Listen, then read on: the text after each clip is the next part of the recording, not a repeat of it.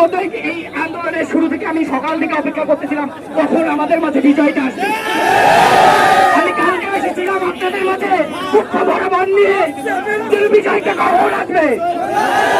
আজকে আমি যখন ফ্ল্যাগ বানানোর সময় আমি উপস্থিত ছিলাম তখন আমার মনে হয় যে আমরা মনে হয় আজকে বিজয়ের মুখটা দেখতে পাবো।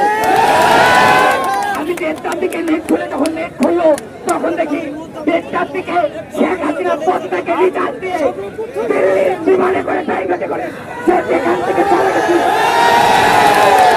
গাড়ির জন্য লজ্জাজনক, আওয়ামী লীগের জন্য লজ্জাজনক, ভোটার লীগের জন্য লজ্জাজনক একটা।